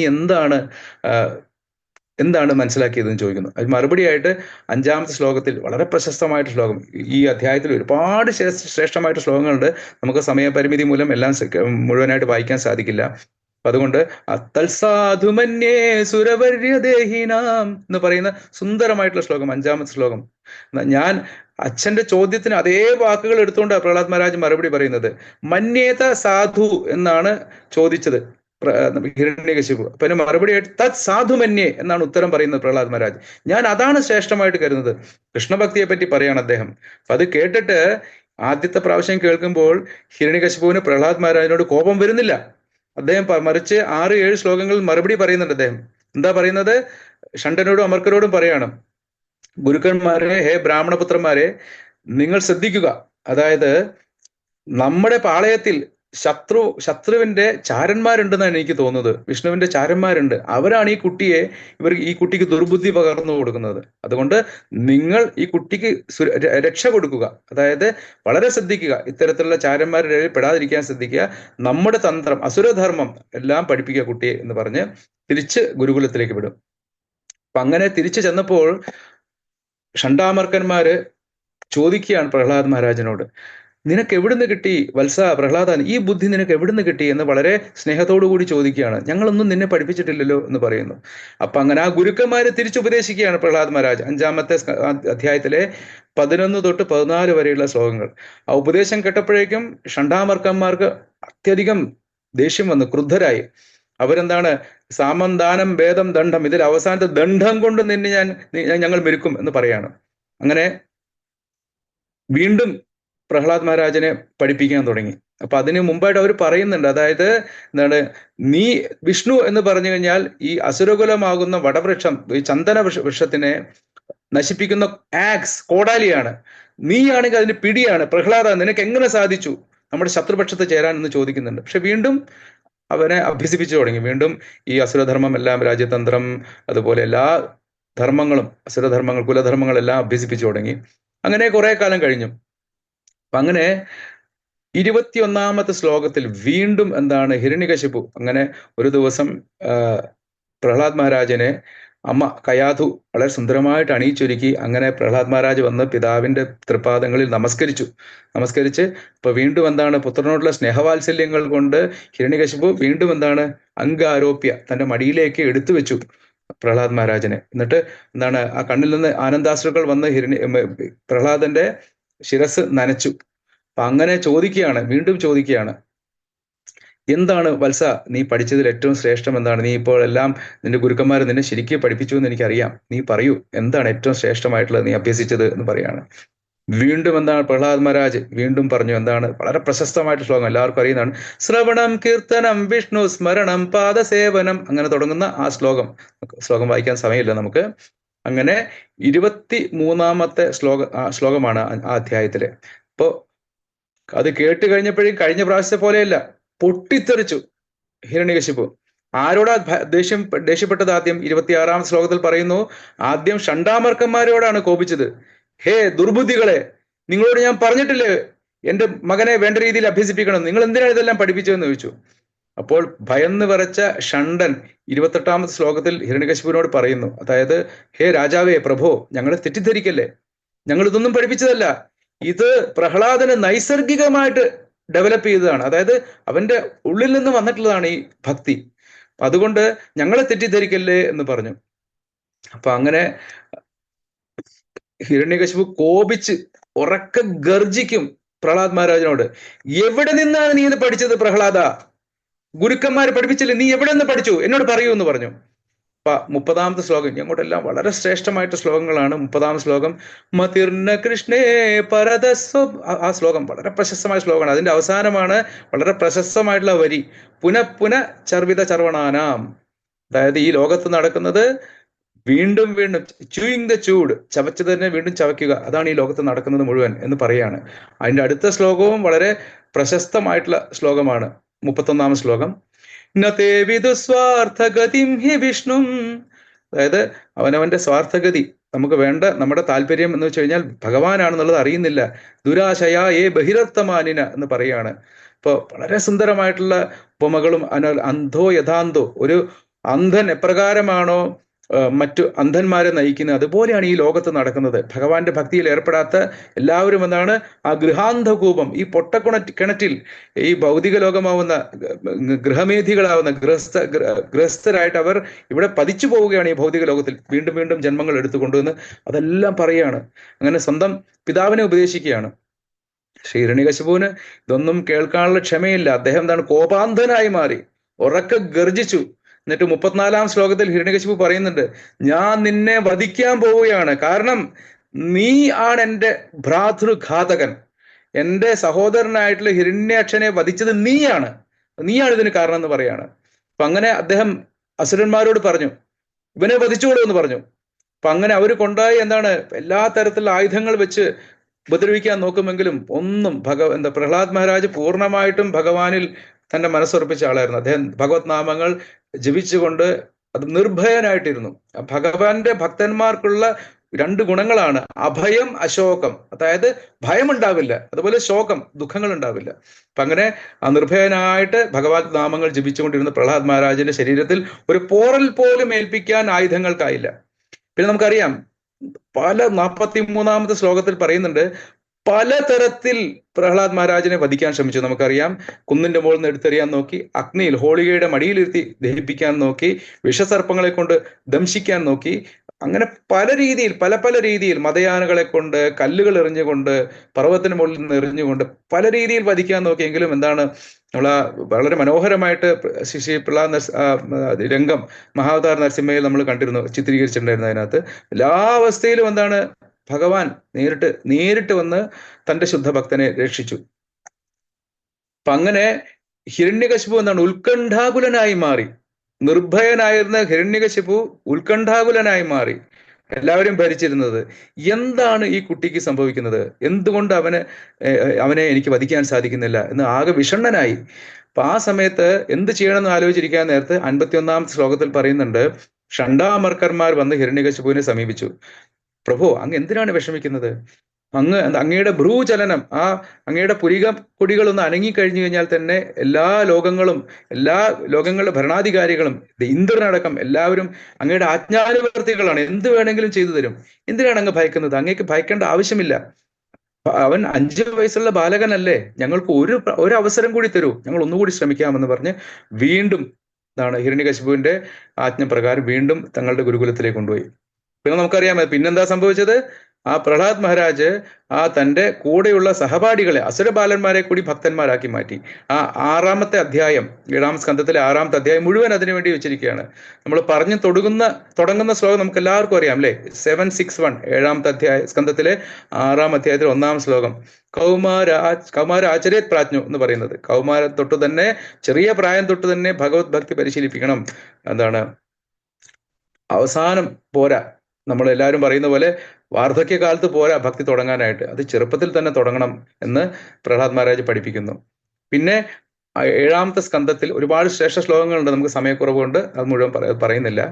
7-ാമത്തെ അധ്യായത്തിൽ എന്താണ്, ദൈത്യബാലന്മാർ ചോദിക്കുന്നു പ്രഹ്ലാദനോട്, ഇവന്റെ ഉപദേശങ്ങൾ കേട്ടിട്ട്, പ്രഹ്ലാദ, നിനക്ക് എവിടുന്ന് കിട്ടി ഈ ജ്ഞാനമെല്ലാം? ഇത്രയും സുന്ദരമായിട്ടുള്ള ഉപദേശങ്ങൾ ഞങ്ങൾ ഇതുവരെയും കേട്ടിട്ടില്ല. ആരാണ് നിന്നെ ഇതെല്ലാം പഠിപ്പിച്ചത്? നിനക്ക് എവിടുന്ന് കിട്ടി? ഈ ചെറിയ പ്രായത്തിൽ നിനക്ക് എങ്ങനെ ഇതെല്ലാം മനസ്സിലാക്കാൻ സാധിച്ചു എന്ന് ചോദിക്കുകയാണ്. ഞങ്ങൾക്ക് വളരെ ഇഷ്ടപ്പെട്ടു, നീ പറയുന്നതാണ് സത്യം, നമ്മുടെ ഗുരുക്കന്മാർ പറയുന്നതല്ല എന്ന് അവർ പറഞ്ഞു. ഇപ്പൊ പ്രഹ്ലാദൻ അതിന് മറുപടിയായിട്ട് പറയാണ്, അതായത് തൻ്റെ പിതാവ് തപസ്സിന് പോയിരുന്ന സമയത്ത് ഇന്ദ്രൻ വന്ന് എന്താണ്, കയാധുവിനെ പിടിച്ചു. എന്നിട്ട് പറഞ്ഞു, ഈ ഹിരണ്യകശിപുവിന്റെ വിത്താണ് ഈ ഗർഭത്തിലുള്ളത്, ഇവനെ ഇപ്പോൾ നശിപ്പിക്കണമെന്ന് പറഞ്ഞപ്പോൾ എന്താണ്, പലപ്പോഴും സംഭവിക്കാറുള്ളത് പോലെ അവിടെ ഓട്ടോമാറ്റിക്കലി ആരാണ് പൊടുന്നതിന് പ്രത്യക്ഷപ്പെട്ടത്? പരമ വൈഷ്ണവ ഗുരു ആയിട്ടുള്ള നാരദ മഹർഷി. അദ്ദേഹം ഇന്ദ്രനോട് പറഞ്ഞു, ഇന്ദ്ര, നിനക്ക് അറിയില്ല ഇത് ആരാണെന്നുള്ളത്, ഇത് ഭക്ത ശിരോമണിയാണ്, ഇതുപോലെ ഒരു ഭക്തൻ ഇനി പിറക്കില്ല. അപ്പൊ അത് കേട്ടപാട് തന്നെ എന്താണ്, ദേവന്മാരുടെ പ്രത്യേകത എന്താണ്, മഹർഷികൾ പറഞ്ഞു കഴിഞ്ഞാൽ അത് മനസ്സിലാക്കും. അപ്പൊ അത് അപ്പൊ തന്നെ കയാധുവിനെ പ്രദക്ഷിണം വെച്ചുകൊണ്ട് അവിടുന്ന് പ്രണമിച്ചുകൊണ്ട് മടങ്ങിപ്പോയി ഇന്ദ്രൻ. അപ്പൊ അങ്ങനെ നാരദ മഹർഷി തന്റെ ആശ്രമത്തിലേക്ക് കൊണ്ടുവന്നു കയാധുവിനെ. എന്റെ ഭർത്താവ് തപസ് കഴിഞ്ഞ് വരുന്നവർ ഇവിടെ സ്വസ്ഥമായിട്ട് ഇരുന്നോളൂ എന്ന് പറഞ്ഞു. അങ്ങനെ ഉപദേശങ്ങൾ, ഭാഗവത ധർമ്മം ഉപദേശിച്ചു കൊടുത്തു. ആരാണെല്ലാം മൂളി കേൾക്കുന്നത്? ആ ഗർഭാവസ്ഥയുള്ള പ്രഹ്ലാദ് മഹാരാജ്. അപ്പൊ അങ്ങനെ ധ്രുവ മഹാരാജനെയും എല്ലാം നിരവധി പേരെ ഭക്തന്മാരാക്കി മാറ്റിയ ആ നാരദ മഹർഷി എന്ത് ചെയ്തു? പ്രഹ്ലാദ് മഹാരാജന് തന്റെ ഉപദേശങ്ങൾ കൊടുത്തു. അപ്പൊ പറയുകയാണ്, എന്റെ ഗുരുവിൽ നിന്ന് ഗർഭാവസ്ഥയിൽ കേട്ടിട്ടുള്ളതാണ് ഞാൻ ഈ ഉപദേശങ്ങൾ മുഴുവൻ, ഈ ഭാഗവത ധർമ്മം എന്ന് പറയാണ്. അങ്ങനെ ആ അധ്യായത്തിലെ 17 തൊട്ട് 55 വരെയുള്ള ശ്ലോകങ്ങളിൽ അവസാനിക്കുന്നത് വരേക്കും വീണ്ടും തന്റെ ഉപദേശങ്ങൾ തുടർന്നുകൊണ്ടിരുന്നു. നമുക്ക് നമ്മുടെ ഇന്നത്തെ പ്രസംഗത്തിന്റെ പ്രധാന ഭാഗത്തിലേക്ക് കടക്കാം. അതായത് നരസിംഹദേവൻ ഹിരണ്യകശിപുവിനെ വധിക്കാൻ പോവുകയാണ്. കാരണം ആ ഗ്രഹപാലകന്മാർക്കുള്ള ആ ഉറപ്പിൽ ഭഗവാൻ പറഞ്ഞിരുന്നു, അശരീരിയായിട്ട് പറഞ്ഞിരുന്നു, എന്ന് എന്റെ ഭക്തനെ ഹിരണ്യകശിപു പീഡിപ്പിക്കുന്നു അന്ന് അവന്റെ അന്ത്യമാണെന്ന് പറഞ്ഞിരുന്നു. ആ പറഞ്ഞ ആ വാക്ക് ഭഗവാൻ ഇവിടെ പൂർത്തിയാക്കുകയാണ് ചെയ്യുന്നത്, അത് സത്യമാക്കുകയാണ് ചെയ്യുന്നത്. അതായത് ഈ ഗുരുകുലത്തിൽ ദൈത്യബാലന്മാരെ കൂടി ഈ പ്രഹ്ലാദൻ ഭക്തന്മാരാക്കുന്നത് കണ്ടുകൊണ്ട് ഷണ്ടാമർക്കന്മാർ ഭയന്നു, അവർ ഭയചകിതരായി മാറി. കാരണം ഹിരണ്യകശിപു എങ്ങാനും അറിഞ്ഞു കഴിഞ്ഞാൽ തങ്ങളെയാണ് ആദ്യം വധിക്കുക. അതുകൊണ്ട് ഓടി അങ്ങോട്ട് ചെന്ന് പറഞ്ഞു, അതായത് പ്രഭു, ദൈത്യരാജാവേ, ഞങ്ങളോട് ക്ഷമിക്കണേ, ഞങ്ങൾ ഒരു തെറ്റും ചെയ്യുന്നില്ല. പക്ഷേ പ്രഹ്ലാദനെ ഞങ്ങൾക്ക് നന്നാക്കാൻ കഴിയുന്നില്ല എന്ന് മാത്രമല്ല, ആ പ്രഹ്ലാദൻ നമ്മുടെ മക്കളെ, അസുരബാലന്മാരെ കൂടി ഭക്തിയിലേക്ക് കൊണ്ടുപോവുകയാണ്. കൃഷ്ണഭക്തി, നമ്മുടെ ശത്രുവായിട്ടുള്ള വിഷ്ണുവിന്റെ ഭക്തിയിലേക്ക് കൊണ്ടുപോവുകയാണ്. ഇത് കേട്ടതോടെ വീണ്ടും എന്താണ്, കോപം കൊണ്ട് ജ്വലിച്ചു ഹിരണ്യകശിപു. പ്രഹ്ലാദനോട് പറഞ്ഞു, പ്രഹ്ലാദ, ബുദ്ധിയില്ലാത്തവനെ, ദുർബുദ്ധേ എന്ന് വിളിക്കുകയാണ്. അതായത് കുലനാശക, നിന്നെ ഞാൻ വധിക്കാൻ പോവാണ്. ഈ ത്രിലോകങ്ങളിൽ എല്ലാവരും എന്നെ കണ്ടാൽ ഭയന്ന് പറയ്ക്കും. നിനക്കാരാണ് ഈ നിർഭയത്വം, അഭയം ആരാണ് തരുന്നതെന്ന് ചോദിക്കും. അപ്പൊ അതിന് മറുപടിയായിട്ട് ആ 8-ാം അധ്യായത്തിലെ 7 തൊട്ട് 10 വരെയുള്ള ശ്ലോകങ്ങളിൽ പ്രഹ്ലാദൻ മറുപടി പറയുന്നുണ്ട്. അതായത്, അച്ഛാ ദൈത്യരാജാവേ, ആരാണോ അങ്ങക്ക് ഈ ശക്തിയും നിർഭയത്വവും തരുന്നത്, അതേ ഭഗവാൻ തന്നെയാണ് സർവ്വചരാചരങ്ങൾക്കും അതുപോലെ എനിക്കും ഈ അഭയം തരുന്നത് എന്ന് പറയാണ്. ഇതെല്ലാം കേട്ടതോടുകൂടി എന്താണ്, ഹിരണ്യകശിപുവിന് എന്താണ്, കോപം അടക്കാൻ സാധിച്ചില്ല. പറഞ്ഞു, എവിടെ നിന്റെ വിഷ്ണു, എവിടെ നിന്റെ ഭഗവാൻ? അതായത് ഞാനല്ലാത്ത എനിക്ക് ഉപരിയായിട്ടുള്ള ഒരു ഈശ്വരൻ ഉണ്ടെങ്കിൽ എവിടെ? എന്നെക്കാൾ ശക്തനായിട്ടുള്ള ഒരു ദൈവം ഉണ്ടെങ്കിൽ എവിടെ? നീ പറ, എവിടെയുണ്ട് നിന്റെ ദൈവം, നിന്റെ വിഷ്ണു എവിടെ എന്ന് പറഞ്ഞുകൊണ്ട് എന്താണ്, മുഷ്ടി ചുരുട്ടിക്കൊണ്ട് ആഞ്ഞ് ഇടിക്കും, ആ സ്തംഭത്തിലിടിക്കും, തന്റെ കൊട്ടാരത്തിലെ ആ തൂണിലിടിക്കും. അപ്പൊ എന്താണ്, ആ 15-16 ശ്ലോകങ്ങൾ പറയുന്നുണ്ട് 8-ാമത്തെ അധ്യായത്തില്. അതായത് ഇടിമുഴക്കം പോലുള്ള ഒരു ശബ്ദം കേട്ടു, ഇതുവരെയും കേൾക്കാത്ത ശബ്ദം. ഹിരണ്യകശിപു മാത്രമല്ല, ആ സഭാവാസികൾ ഒന്നടങ്കം എന്താണ്, ഭയവിഹുലരായി മാറി. അങ്ങനെ എന്താണ്, ആ 17-ാമത്തെ ശ്ലോകത്തിൽ പറയുന്നു. വളരെ പ്രശസ്തമായിട്ടുള്ള ശ്ലോകം, അത് നമുക്ക് വായിക്കാം. വളരെ പ്രശസ്തമായ ശ്ലോകമാണ്. സത്യം വിധാതും നിജഭൃത്യ ഭാഷിതം വ്യാപ്തിം ച ഭൂദ്വേഷകിലേഷു ചാത്മന അദൃശ്യതാത്യത്ഭുതരൂപമുദ്വഹൻ സ്തംഭേ സഭായാം ന മൃഗം ന മാനുഷം. എന്നാണ് ആ നരസിംഹദേവൻ എന്ന സ്തംഭേ സഭായാം ന മൃഗം ന മാനുഷം, ഒരിക്കലും ഇതുവരെയും ആരും കാണാത്ത ഉഗ്രരൂപം, അതായത് മനുഷ്യനുമല്ല സിംഹവുമല്ല, നരസിംഹരൂപത്തിൽ നരഹരി രൂപത്തിനെ കണ്ടു. സ്തംഭേ സഭ സത്യം വിധാതും നിജഭൃത്യ ഭാഷിതം, തന്റെ ഭൃത്യന്റെ തന്റെ ദാസന്റെ ആ വാക്ക്, ഇതാ അച്ഛ ആ തൂണിലും എന്റെ ദേവനുണ്ട് എന്ന് പറയാൻ നേരത്തെ ആ തൂണിടിച്ച എന്താണ് ഹിരണ്യകശിപു അത് കണ്ടുകൊണ്ട് തന്റെ ആ സേവകന്റെ തന്റെ പ്രിയ ഭക്തന്റെ ആ വാക്കുകൾ സത്യമാക്കാനായിട്ട് സത്യം വിധാതും നിജഭൃത്യഭാഷിതം, അതുപോലെ എന്താണ് വ്യാപ്തിയും ഞാൻ എല്ലായിടത്തും ഉണ്ടെന്ന് തെളിയിക്കാനായിട്ടും എന്താണ് ആ ഭഗവാൻ എന്താണ് ആ സ്തംഭത്തിൽ നിന്ന് ചാടി വന്നു. നമ്മുടെ മായപ്പൂർ നരസിംഹദേവൻ, സ്ഥാണു നരസിംഹം അല്ലെ, ആ പ്രഹ്ലാദനെ രക്ഷിക്കാനുള്ള വെമ്പൽ കൊണ്ട് ഇങ്ങനെ തൂണിൽ റെഡിയായി നിൽക്കുകയാണ് ഭഗവാൻ. അങ്ങനെ പുറത്തു വന്നു. ശ്രീ പ്രഹ്ലാദ നരസിംഹദേവ ഭഗവാനിക്ക് ജയ്. നമുക്ക് എല്ലാവർക്കും ഒരു പ്രാവശ്യം ഒരുമിച്ച് ഉഗ്രം വീരം പറയാം. ഉഗ്രം വീരം മഹാവിഷ്ണു ജ്വലന്തം സർവതോമുഖം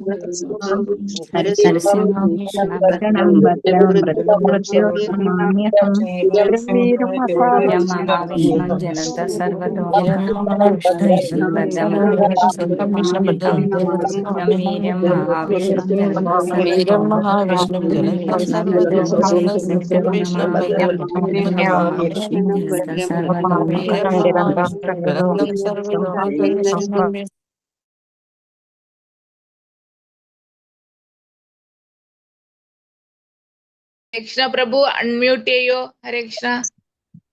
ഹരേ കൃഷ്ണ, ഹരേ കൃഷ്ണ. അപ്പൊ അടുത്ത 19 തൊട്ട് 22 വരെയുള്ള ശ്ലോകങ്ങൾ ഭഗവാന്റെ രൂപത്തിനെ വർണ്ണിക്കുന്നതാണ്. അപ്പൊ എല്ലാവരും നമുക്ക് ഭാഗവതം കയ്യിലുള്ളവരെല്ലാം നോക്കാം, അല്ലെങ്കിൽ വേദാബേസ് എടുത്ത് നോക്കാം. 7, 8, 19 7-ാം സ്കന്ധം 8-ാമത്തെ അധ്യായം 19 തൊട്ട് 22 വരെയുള്ള ശ്ലോകങ്ങൾ. ഇല്ലാത്തവർ പറയുന്നത് കേൾക്കാൻ മതി. ഭഗവാൻ രൂപം വർണ്ണിക്കുന്നതാണ്.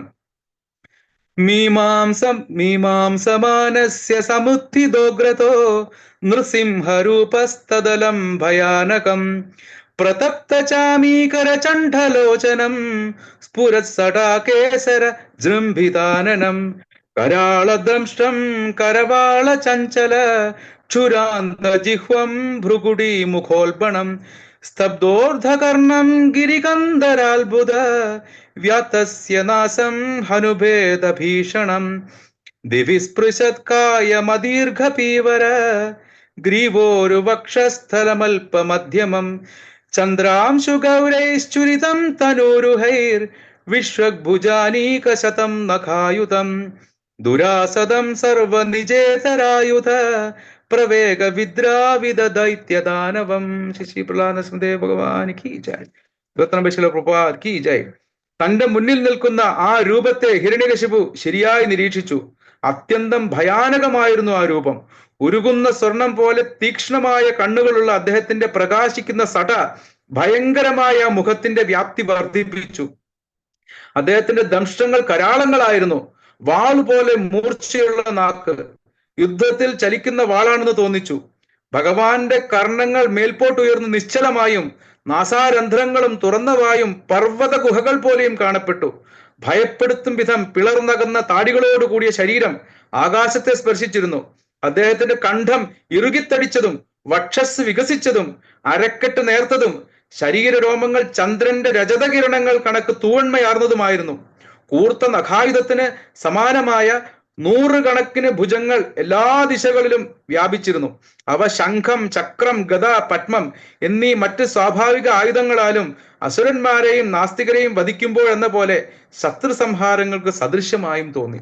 അങ്ങനെ നരസിംഹദേവന്റെ രൂപം കണ്ടിട്ട് ഭയാനകമായിട്ടുള്ള ഭീഷണമായിട്ടുള്ള, ഇന്ന് വരെയും ദേവന്മാരും അസുരന്മാരും ബ്രഹ്മാവും ശിവനും പോലും കാണാത്ത ഒരു ഉഗ്രരൂപമായിരുന്നു. എല്ലാവരും ഭയന്നു ആ രൂപം കണ്ടിട്ട്.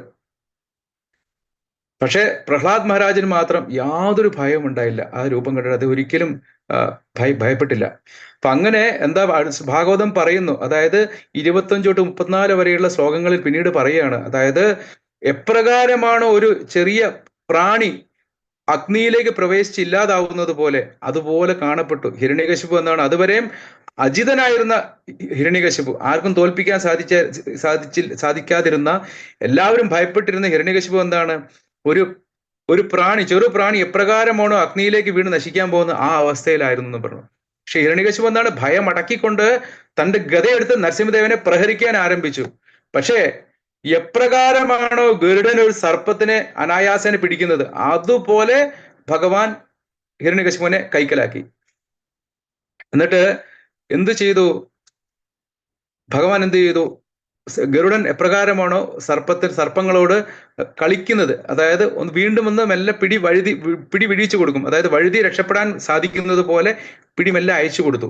അപ്പോൾ തെറ്റിദ്ധരിച്ചു ആര്? ഹിരണ്യകശിപു. ഓ, വിഷ്ണു എന്നോട് തോറ്റിരിക്കുന്നു, അവൻ എന്നെ ജയിക്കാൻ സാധിക്കില്ല എന്ന് തെറ്റിദ്ധരിച്ചുകൊണ്ട് വീണ്ടും എന്ത് ചെയ്തു? വീണ്ടും വാളെടുത്ത് ഭഗവാന് മുന്നിലേക്ക് വന്നു. നമുക്കറിയാം, അതായത് ഭഗവാൻ ഈ ലീലയ്ക്ക് വേറൊരു ഉദ്ദേശം കൂടി ഉണ്ടായിരുന്നു. വീര്യരസം അഥവാ ഷൈവൽറി, വീര്യരസം ആസ്വദിക്കുക എന്നുള്ളത്, അല്ലെ? അത് സാധാരണ ജീവാത്മാക്കൾക്ക് സാധിക്കില്ല. വൈകുണ്ഠവാസികൾ, ജയവിജയമാർഗേ സാധിക്കുള്ളൂ ഭഗവാനോട് എതിരിടണമെങ്കിൽ. അപ്പൊ ഭഗവാൻ വീര്യരസം ആസ്വദിക്കുക കൂടിയാണ്. അതുകൊണ്ടൊന്നും മെല്ലെ രക്ഷപ്പെടാൻ അനുവദിച്ചു. അപ്പൊ അങ്ങനെ തെറ്റിദ്ധരിച്ച് ഹിരണ്യകശിപു വർദ്ധിത വീര്യത്തോടു കൂടി തിരിച്ചു വന്നു. അപ്പൊ എന്നിട്ട് എന്താണ്, ആ വാളും പരിചയമായിട്ട് ഭഗവാനെ വെട്ടാനായിട്ട് ചാടി വന്നു. അപ്പൊ അങ്ങനെ ഭഗവാൻ ഉറക്കെ ഗർജിച്ചുകൊണ്ട്, ഉറക്കെ അട്ടഹസിച്ചുകൊണ്ട് എന്ത് ചെയ്തു എന്ന് വെച്ച് കഴിഞ്ഞാല് ഹിരണ്യകശിപുവിനെ പിടിക്കാൻ വന്നു. അപ്പൊ എന്താണ്, പേടിച്ച് അട്ടഹാസം കേട്ട്, സിംഹഗർജനം കേട്ട് ഭയന്നു. ഇതുപോലെ ഭയന്നിട്ടില്ലേ ഹിരണ്യകശിപു? കണ്ണുകൾ ഇറുക്കി അടച്ചു ഹിരണ്യകശിപു, ഭയന്ന് കണ്ണുകൾ ഇറുക്കി അടച്ചു. അപ്പൊ ആ ഭഗവാൻ എന്താണ്, അനായാസേന പിടിച്ചു. അപ്പൊ ഹിരണ്യകശിപുവിനെ പിടിച്ചു. എന്താണ് കാരണം, ഇതിനിടയിൽ ദേവന്മാർ ഭയന്നിരുന്നു. ഹിരണ്യകശിപു രക്ഷപ്പെടുന്ന കണ്ടപ്പോൾ, വഴുതി പോയത് കണ്ടപ്പോൾ ദേവന്മാർ ഭയപ്പെട്ടിരുന്നു. അപ്പൊ അങ്ങനെ അവരുടെ ഭയം ഇല്ലാതാക്കിയ ഭഗവാൻ എന്താണ്, ഹിരണ്യകശിപുവിനെ, ദൈത്യനെ, ആ മഹാദൈത്യൻ എന്നാ പറയുന്നത്. ഇതുപോലത്തെ അസുരൻ പിന്നെ ഉണ്ടായിട്ടില്ല. അങ്ങനെ മുറുക്കെ പിടിച്ചു.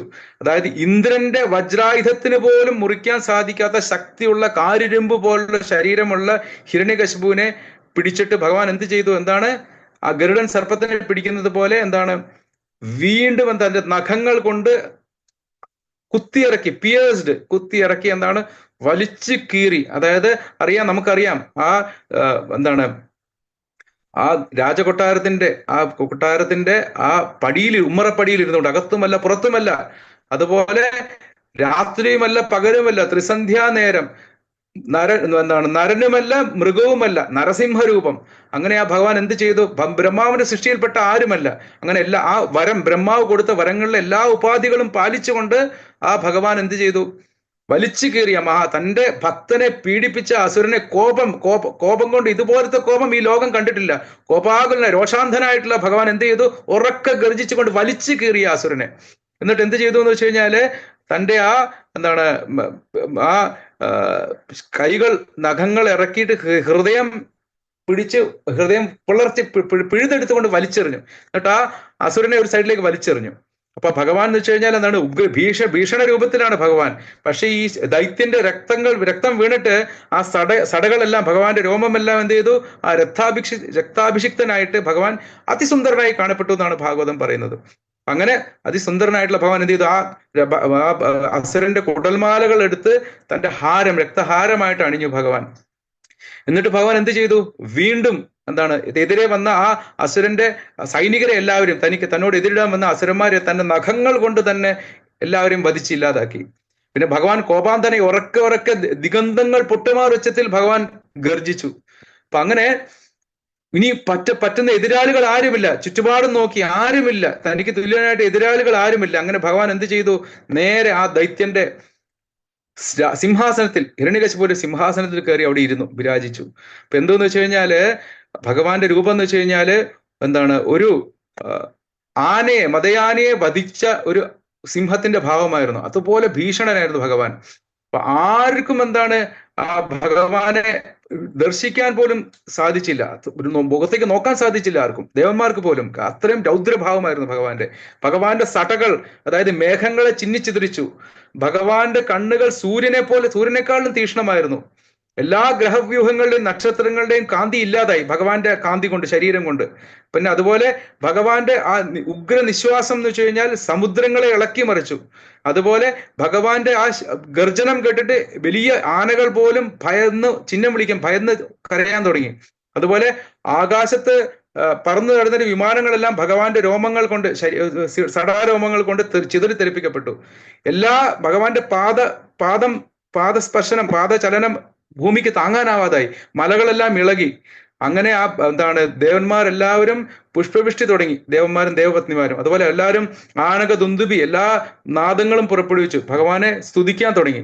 ആ ഭാഗവതത്തിലെ ഭഗവാന്റെ സ്തുതി നമുക്ക് ഇന്നുപോലും വായിച്ചു തീർക്കാൻ സാധിക്കില്ല. ഓരോരുത്തരായിട്ട് സ്തുതിക്കുന്നുണ്ട് ഭഗവാനെ. അതായത് ബ്രഹ്മാവിൽ നിന്ന് തുടങ്ങി ബ്രഹ്മാവ്, മഹാദേവൻ, ഇന്ദ്രൻ, അതുപോലെ കിന്നര കിംപുരുഷന്മാർ, ഗന്ധർവന്മാർ എല്ലാവരും ഭഗവാനെ സ്തുതിച്ചു.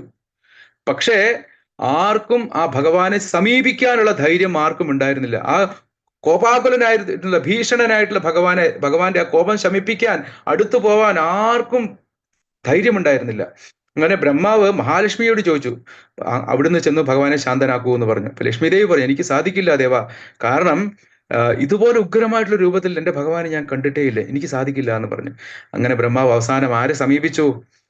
ഭക്തപ്രഹ്ലാദനെ, പ്രഹ്ലാദ് മഹാരാജനെ സമീപിച്ചുകൊണ്ട് പറഞ്ഞു, പ്രഹ്ലാദ, നിനക്ക് വേണ്ടിയാണ് ഹരി ഈ നരഹരി രൂപം സ്വീകരിച്ചിരിക്കുന്നത്. അപ്പൊ അതുകൊണ്ട് നിനക്ക് മാത്രമേ സാധിക്കുള്ളൂ അദ്ദേഹത്തിനെ ആശ്വസിപ്പിക്കാനായിട്ട്, നീ ചെല്ലൂ എന്ന് പറഞ്ഞു. അങ്ങനെ ബ്രഹ്മദേവന്റെ ആജ്ഞ കേട്ടുകൊണ്ട് പ്രഹ്ലാദ് മഹാരാജ് ചെന്ന് ദണ്ഡനമസ്കാരം ചെയ്തു ഭഗവാനെ. തൻ്റെ ആ ശുദ്ധ ഭക്തനെ, ആ ബാലകനെ, ചെറു ബാലകനെ ഭക്തനെ കണ്ടിട്ട് ഭഗവാൻ സന്തോഷമായി. ഭഗവാൻ കോപം ശമിച്ചു. അങ്ങനെ നേരെ എന്ത് ചെയ്തു? പ്രഹ്ലാദന്റെ ശിരസിൽ കൈവച്ചു. ഭഗവാൻ ശിരസിൽ കൈവച്ചു, അനുഗ്രഹിച്ചു. ഭഗവാന്റെ മടിയിലേക്ക് എടുത്തിരുത്തി. അതായത് ഭഗവാന്റെ കണ്ണിൽ നിന്ന് ആനന്ദാശ്രുക്കൾ പ്രഹ്ലാദന്റെ ശരീരത്തിലേക്ക് പ്രവഹിച്ചു. അപ്പൊ അങ്ങനെ പ്രഹ്ലാദ സ്തുതി നമുക്കറിയാം. ഭാഗവത്തിലെ ഈ അധ്യായത്തിലെ 9-ാം അധ്യായത്തിലെ 8 തൊട്ട് 50 വരെ ശ്ലോകങ്ങൾ നീണ്ടു നിൽക്കുകയാണ്. അതിലേക്ക് നമ്മൾ കടക്കുന്നില്ല. അതിൽ പ്രഹ്ലാദ് മഹാരാജ് പറയുന്നുണ്ട് ഭഗവാനോട്, അതായത് ഭഗവാനെ, ഞാൻ ദൈത്യകുലത്തിൽ പറന്നവനാണ്, അധമനാണ്, എന്ത് ഭാഗ്യമാണ് എനിക്കുള്ളത്. കാരണം അങ്ങ് ആർക്കും കൊടുക്കാത്ത ആ സൗഭാഗ്യം, അതായത് എന്റെ മൂർധാവിൽ അങ്ങ് ശിരസ് വെച്ചു. അതായത് ബ്രഹ്മാവിനോ മഹാദേവനോ മഹാലക്ഷ്മിക്ക് പോലുമോ കിട്ടാത്ത ഭാഗ്യമാണ് എനിക്ക് കിട്ടിയിരിക്കുന്നത്. എന്ത് സുഹൃതം ഞാൻ ചെയ്തു ഭഗവാനെ. അങ്ങയുടെ കാരുണ്യം നിസ്സീമമാണ്, അഹൈതുകമാണ് അങ്ങയുടെ കാരുണ്യം. ഈ എളിയവനിൽ, ഈ അധമനിൽ, ഈ ദൈത്യനിൽ അങ്ങ് കാണിച്ച കാരുണ്യം അതിനെ വർണ്ണിക്കാനാവില്ല എന്ന് പറഞ്ഞ് അങ്ങനെ പ്രഹ്ലാദ സ്തുതി തുടർന്നുകൊണ്ടേയിരുന്നു, സ്തുതിച്ചു. അപ്പൊ അങ്ങനെ ഒരു കാര്യം മാത്രമേ പ്രഹ്ലാദ് മഹാരാജ് ചോദിച്ചുള്ളൂ ഭഗവാനോട്. അതായത് അതിനു മുമ്പ് ഭഗവാൻ ചോദിക്കുന്നുണ്ട്, അതായത് നിനക്ക് എന്ത് വരം വേണമെങ്കിലും ചോദിച്ചോളൂ പ്രഹ്ലാദ, എന്ത് വേണമെങ്കിലും ചോദിച്ചോളൂ എന്ന് പറഞ്ഞു. അപ്പൊ അതിന്റെ ആ ശ്ലോകമാണ് നമ്മൾ ആദ്യം വായിച്ചത്, 7-ാമത്തെ സ്കന്ധത്തിലെ 10-ാം അധ്യായത്തിലെ 7-ാം ശ്ലോകം. ഒന്നുകൂടി അത് പറഞ്ഞുകൊണ്ട് നിർത്താം. യദീ ദാസ്യസി മേ കാമാൻ വരം ത്വാം വരദർഷഭ, യദീ ദാസ്യസി മേ കാമാൻ വരം ത്വാം വരദർഷഭ, കാമാനാം ഹൃദ്യ സംരോഹം, കാമാനാം ഹൃദ്യ സംരോഹം, കാമാനാം ഹൃദ്യ സംരോഹം ഭവതസ്തു വൃണേ വരം. അപ്പോ ഭഗവാനെ വിളിക്കുന്നത് പ്രഹ്ലാദ് മഹാരാജ് വരദർഷഭ എന്നാണ് വിളിക്കുന്നത്. അതായത് വരദ ഋഷഭ, best of the giver of benedictions. അതായത് ഭഗവാനെ പോലെ വരം കൊടുക്കാൻ സാധിക്കുന്ന ആരുമില്ല. എനിക്കറിയാം ഭഗവാനെ, എന്നിരുന്നാലും പറഞ്ഞതുപോലെ ഞാൻ അങ്ങയുടെ ദാസൻ, അങ്ങ് എൻ്റെ സ്വാമി, എനിക്ക് യാതൊരു വ്യാപാര ബന്ധവും വേണ്ട, എനിക്ക് കൊടുക്കൽ വാങ്ങലുകൾ വേണ്ട എനിക്ക്. അപ്പൊ അതുകൊണ്ട് ഭഗവാനെ, അങ്ങ് ഒരു വരങ്ങളും എനിക്ക് തരണ്ട, പക്ഷെ അങ്ങ് നിർബന്ധിക്കുകയാണ്. എനിക്ക് ഒറ്റ കാര്യം മാത്രമേ ചോദിക്കാനുള്ളൂ. മാതാജി ശ്ലോക നമ്പർ ചോദിച്ചിരുന്നു 7-10-7, 7-ാമത്തെ സ്കന്ധത്തിൽ 10-ാം അധ്യായത്തിലെ 7-ാം ശ്ലോകം, 7-10-7. അപ്പൊ എന്താണ് പ്രഹ്ലാദ് മഹാരാജ് ചോദിക്കുന്നത്? അങ്ങ് നിർബന്ധമായിട്ടും വരം ചോദിച്ചേ മതിയാവൂ എന്ന് പറയുകയാണെങ്കിൽ, കാമാനാം ഹൃദി അസംരോഹം, ഒരു തരത്തിലുള്ള ഭൗതിക കാമങ്ങളും ഭൗതിക ആഗ്രഹങ്ങളും എൻ്റെ ഹൃദയത്തിൽ പ്രവേശിക്കാതിരിക്കട്ടെ ഭഗവാനെ, അത് മാത്രം മതി എന്ന് പറഞ്ഞു. അങ്ങനെ അനുഗ്രഹിച്ചു. പക്ഷേ ഭഗവാൻ എപ്പോഴും എങ്ങനെയാണ്? തന്റെ ഭക്ത ധ്രുവ മഹാരാജ് എന്താണ് എല്ലാ ഭൗതിക ആഗ്രഹങ്ങളോടുകൂടി തന്റെ പിതാവിന്റെ അതുപോലുള്ള ആ ശക്തമായിട്ടുള്ള ഒരു സാമ്രാജ്യം എനിക്ക് വേണം എന്ന് പ്രാർത്ഥിച്ചാണ് ആഗ്രഹിച്ചാണ് തപസ് ചെയ്തത്. പക്ഷെ ഭഗവാന്റെ ആ ശംഖം തന്റെ മൂർധാവിൽ സ്പർശിച്ചപ്പോൾ എല്ലാ ഭൗതിക കാമങ്ങളും മാറി അദ്ദേഹം പറഞ്ഞു, എന്താണ്, സ്വാമിൻ കൃതാർത്ഥോസ്മി വരം നയാച്ചെ, എനിക്കിനി ഒരു വരവും വേണ്ട ഭഗവാനെ എന്ന് പറഞ്ഞു. കാചം, ഞാൻ ആഗ്രഹിച്ചത്, എന്റെ ആഗ്രഹങ്ങൾ കാചം, ഒരു കുപ്പിക്കഷ്ണം പോലെയായിരുന്നു. പക്ഷെ എനിക്ക് കിട്ടിയത് അമൂല്യമായിട്ടുള്ള രത്നമാണ്, അങ്ങയുടെ ദർശനം. പക്ഷെ എന്നാലും ഭഗവാൻ എന്ത് ചെയ്തു? ഭക്തിയോടൊപ്പം തന്നെ, ശുദ്ധഭക്തിയോടൊപ്പം തന്നെ എല്ലാ തരത്തിലുള്ള ഭൗതികമായിട്ടുള്ള ആഗ്രഹങ്ങളും സാധിച്ചു കൊടുത്തു. എന്താണ്, ധ്രുവലോകം കൊടുത്തു അദ്ദേഹത്തിന്, ഒരിക്കലും നശിക്കാത്ത സുന്ദരമായിട്ടുള്ള ലോകം. അതുപോലെ പ്രഹ്ലാദ് മഹാരാജനോട് പറഞ്ഞു, നീ കാലങ്ങളോളം ഭരിക്കണം, അസുരകുലത്തിനെ ഭരിക്കണം, ഇത് എന്റെ അനുഗ്രഹമാണ് എന്ന് പറഞ്ഞു. എന്റെ ഭക്തി നീ ഒരിക്കലും, എന്റെ തൃപ്പാദങ്ങൾ, ആ തൃപ്പാദ ഭക്തി ഒരിക്കലും നീ കൈവിടില്ല, ഭയക്കണ്ട എന്ന് പറഞ്ഞു. അപ്പൊ അങ്ങനെ ബ്രഹ്മാവിനോട് ഭഗവാൻ ആജ്ഞാപിച്ചു, അതായത് പ്രഹ്ലാദനെ അസുര രാജാവായിട്ട് വാഴിക്കാൻ പറഞ്ഞു. അങ്ങനെ ഭഗവാൻ ഡിസപ്പിയർ ചെയ്തു, ഭഗവാൻ തിരിച്ചുപോയി. അപ്പൊ അങ്ങനെ ബ്രഹ്മദേവൻ എല്ലാവരെയും സാക്ഷിയാക്കി പ്രഹ്ലാദ് മഹാരാജാവിനെ രാജാവായിട്ട് അഭിഷേകം ചെയ്തു. എല്ലാവരും തിരിച്ചുപോയി. അങ്ങനെ എന്താണ്, പ്രഹ്ലാദ് മഹാരാജാവ് അസുര രാജാവായി മാറി. ഇപ്പൊ നമുക്ക് ശ്രീ പ്രഹ്ലാദ് നരസിംഹദേവ് ഭഗവാനിക്ക് ജയ്. ഇതിന്റെ ഫലശ്രുതി നമുക്ക് ഒരിക്കൽ കൂടി വായിക്കാം. നമ്മൾ ആദ്യം 47 ശ്ലോകം മാത്രമേ വായിച്ചുള്ളൂ. പക്ഷെ 46, 47 7ാമത്തെ സ്കന്ധം 10ാം അധ്യായത്തിലെ ഈ 2 ശ്ലോകങ്ങളും 46, 47 ഫലശ്രുതി തന്നെയാണ്. അപ്പൊ 46 ആദ്യം വായിക്കാം. ഏതത് പുണ്യമാഖ്യാനം വിഷ്ണോർവീര്യോപബൃംഹിതം കീർത്തയത് ശ്രദ്ധയാ ശ്രുത്വാ കർമ്മപാശൈർവിമുച്യതേ. വിവർത്തനം ശ്രീല പ്രഭുപാദ് കി ജയ്. പരമദിവ്യോത്തമ പുരുഷനായ ഭഗവാൻ വിഷ്ണുവിന്റെ സർവശക്തിത്വത്തെ കുറിച്ചുള്ള ഈ വർണ്ണന ശ്രവിക്കുകയും കീർത്തിക്കുകയും ചെയ്യുന്ന ഒരുവൻ തീർച്ചയായും ഭൗതിക ബന്ധനത്തിൽ നിന്ന് മോചിക്കപ്പെടും. ഇത് ഭൗതിക ബന്ധനത്തിൽ നിന്ന് മോചിക്കപ്പെടുമെന്ന് മാത്രമേ പറയുന്നുള്ളൂ. അടുത്ത ശ്ലോകം ഒന്നുകൂടി വിശദമായിട്ട് പറയുന്നു, 47ാമത്തെ ശ്ലോകം. ഏതദ്യ ആദിപുരുഷസ്യ മൃഗേന്ദ്രലീലാം ദൈത്യേന്ദ്രയൂഥപദം പ്രയത പടേത ദൈത്യാത്മജസ്യ ച സതാം പ്രപരസ്യ പുണ്യം ശ്രുത്വാനുഭാവമകുതോ ഭയമേതി ലോകം.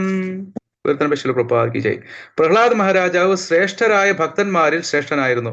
അദ്ദേഹത്തിന്റെ കർമ്മങ്ങളും ഹിരണ്യകശിപുവിന്റെ വധവും നരസിംഹദേവന്റെ പ്രവർത്തനങ്ങളും സംബന്ധിച്ച ഈ വർണ്ണന വളരെ ശ്രദ്ധയോടെ ശ്രവിക്കുന്ന ഏതൊരുവനും നിശ്ചയമായും യാതൊരു വിധത്തിലുള്ള ഉത്കണ്ഠകളുമില്ലാത്ത ആധ്യാത്മിക ലോകം പ്രാപിക്കും. നമുക്ക് എല്ലാവർക്കും പ്രാർത്ഥിക്കാം, നമുക്ക് കാമാനാം ഹൃദി അസംരോഹം, നമ്മുടെ ഹൃദയത്തിലുള്ള എല്ലാ തരത്തിലുള്ള ഭൗതിക കാമങ്ങളും ഇല്ലാതാവട്ടെ, ഭൗതികമായിട്ടുള്ള ആഗ്രഹങ്ങൾ ഇല്ലാതാവട്ടെ. പ്രഹ്ലാദ് മഹാരാജനെ നമുക്ക് ഇൻസ്പിറേഷൻ, പ്രചോദനമായിട്ട് സ്വീകരിക്കാം. അദ്ദേഹത്തിന്റെ അനുഗ്രഹത്തോടു കൂടി നമുക്ക് അങ്ങനെ മുന്നോട്ട് പോകാൻ സാധിക്കട്ടെ. അതുപോലെ ശീല പ്രഭുപാദരുടെ കാരുണ്യം, അദ്ദേഹം പറഞ്ഞിട്ടുണ്ട്, 16 മാല ജപിക്കുകയും 4 യമനിയമങ്ങൾ പാലിക്കുകയും ചെയ്യുന്ന, അതുപോലെ തന്റെ ഗുരുവിനെ പ്രഭുപാദരുടെ മിഷൻ മുന്നോട്ട് കൊണ്ടുപോകാൻ സഹായിക്കുന്ന ഏതൊരു ഭക്തനെയും ഈ ജന്മത്ത് തന്നെ, അവരെല്ലാം ഈ ജന്മത്ത് തന്നെ ഭഗവത് ധാമത്തിൽ എത്തിച്ചേരും. കുണ്ഠങ്ങളില്ലാത്ത, ദുഃഖങ്ങളില്ലാത്ത ഭഗവാന്റെ ലോകത്ത് എത്തിച്ചേർന്ന് ചില പ്രഭുപാദർ ഉറപ്പ് തരുന്നുണ്ട്. ഭഗവാന്റെ ഭക്തന്മാരുടെ വാക്കുകൾ ഭഗവാൻ എപ്പോഴും സത്യമാക്കി മാറ്റും. ചില പ്രഭുപാദരെ പോലുള്ള ഭക്തൻ ഇല്ല തന്നെ. കാരണം ഈ ഭൂമിയിലെ എല്ലാ രാജ്യങ്ങളിലുമുള്ള നിരവധി മ്ലേച്ഛന്മാരെന്ന് പറയുന്ന ആൾക്കാരെ പോലും എന്താണ് അദ്ദേഹം ആ കൃഷ്ണഭക്തിയിലേക്ക് കൊണ്ടുവന്നു. അപ്പൊ എല്ലാവരും, അപ്പൊ ശീല പ്രഭാതരുടെ വാക്കുകൾ ഒരിക്കലും മിഥ്യയാവില്ല, സത്യമായിരിക്കും. അതുകൊണ്ട് എല്ലാവരും എന്താണ് 16 മാല ജപിക്കുകയും 4 യമനിയമങ്ങൾ പാലിക്കുകയും എന്താണ് തന്റെ ഗുരുവിനെ പ്രഭുപാദരുടെ മിഷൻ മുന്നോട്ട് കൊണ്ടുപോകാൻ സഹായിക്കുകയും ചെയ്തു കഴിഞ്ഞാൽ തീർച്ചയായിട്ടും എല്ലാവർക്കും ഭഗവത് ധാമത്തിലേക്ക് തിരിച്ചു പോകാൻ സാധിക്കും. ശ്രീ പ്രഹ്ലാദ് നരസിംഹദേവ് ഭഗവാനിക്ക് ജയ്. നരസിംഹ ചതുർദശി മഹാമഹോത്സവക്ക് ജയ്. ഹരേ കൃഷ്ണ.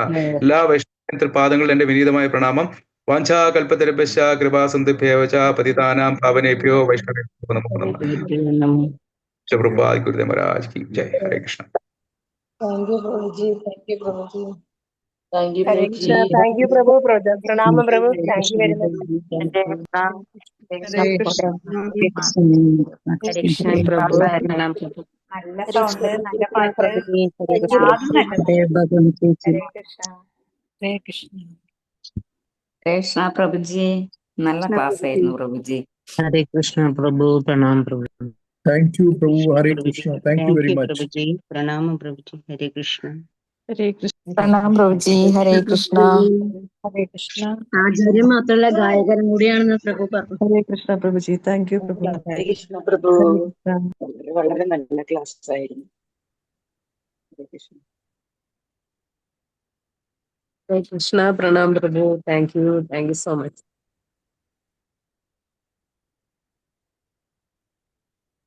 ഹരേ കൃഷ്ണ. നന്ദി പ്രഭുജി, വളരെ നന്ദി. പ്രഭുവിനെ കൃഷ്ണകൃപയാൽ എനിക്ക് കാണാനുള്ള ഭാഗ്യം കിട്ടി. നമ്മുടെ മലപ്പുറം രഥയാത്രയ്ക്ക് വെച്ച് പ്രഭുവിനെ കാണാനുള്ള ഭാഗ്യം കിട്ടി. നന്ദിയുണ്ട് പ്രഭുജി. വളരെ ഗംഭീര ക്ലാസ്. ഒരു ഭക്തന്റെ ഒരു മനോഹരമായ ഒരു ക്ലാസ്സാണ് നമ്മൾ കേട്ടത്. ശ്ലോകങ്ങളൊക്കെ കേൾക്കുമ്പോൾ ആനന്ദം വരുന്നു പ്രഭു. അങ്ങയുടെ കൃഷ്ണഭക്തിയിൽ ഭയങ്കര സന്തോഷം തോന്നുന്നു. നന്ദി പ്രഭുജി. എല്ലാ ദേവന്റെ കാരുണ്യം പൂജി, മറ്റൊന്നുമില്ല. ഹരേ കൃഷ്ണ. അനുഗ്രഹിച്ചാൽ നന്ദി പ്രഭുജി. സ്വാഗതം. താങ്ക് യു പൂജി. ഹരേ അവസരം തന്നെ പ്രഭുവിന്റെ ഒരുപാട് ക്ലാസ് പ്രഭുവിന്റെ ഞങ്ങൾ പ്രതീക്ഷിക്കുന്നു. പ്രഭുവിന്റെ ഒരു തുടർക്കഥയായിട്ട് മാറ്റണം. അങ്ങ് വരണം അതെ, പ്രഭുജി. പ്രഭുജിയുടെ ക്ലാസ് ഇനിയും വേണം. പ്രഭുജിയുടെ നല്ല ക്ലാസ് ഇനിയും വേണം. നന്ദി പ്രഭുജി. ഹരേ കൃഷ്ണ. താങ്ക് യു പൂജി. ഹരേ കൃഷ്ണ. ഹരേ കൃഷ്ണ. താങ്ക് യു പ്രഭു. Thank you so much. Hare Krishna. Shri Sachi മാതാജിക്ക് നന്ദി. മാതാജിയാണ് പ്രഭുവിനെ ഇൻട്രൊഡ്യൂസ് ചെയ്തത്. താങ്ക് യു ശ്രീ സച്ചി മാതാജി. മാതാജി എപ്പോഴും നമുക്ക് പ്രഭുവിനെ പോലെയുള്ള ഒരുപാട് സീനിയർ ആയിട്ടുള്ള ഒരുപാട് ഭക്തന്മാരെ നമുക്ക് ഇൻട്രൊഡ്യൂസ് ചെയ്ത് ക്ലാസ്സിന് അറേഞ്ച് ചെയ്ത് തരാറുണ്ട്. താങ്ക് യു സോ മച്ച് മാജി. താങ്ക് യു പ്രഭു. എല്ലാവർക്കും നരസിംഹ ജയന്തി ആശംസകൾ. എല്ലാവർക്കും thank you so much. Hare Krishna പ്രഭു. ഹരേ കൃഷ്ണ മാതാജി. ആർക്കും വേറെ ഡൗട്ട്സോ വേറെ ഒന്നും ഇല്ലെങ്കിൽ നമുക്ക് ക്ലോസ് ചെയ്യാം. ആർക്കെങ്കിലും എന്തെങ്കിലും ക്ലാരിഫിക്കേഷനോ ഡൗട്ട്സോ ആണെങ്കിൽ ദയവായി ചോദിക്കാം. ഹരേ കൃഷ്ണ. ഹരേ കൃഷ്ണ മാതാജി. ഇന്ന് നിർജ്ജലല്ലേ വൈകുന്നേരം വരെ? അതെ മാജി, സൂര്യാസ്തമയം വരെ. അതിനുശേഷം ഏകാദശി പ്രസാദമാണ് മാജി. ഹരേ കൃഷ്ണ.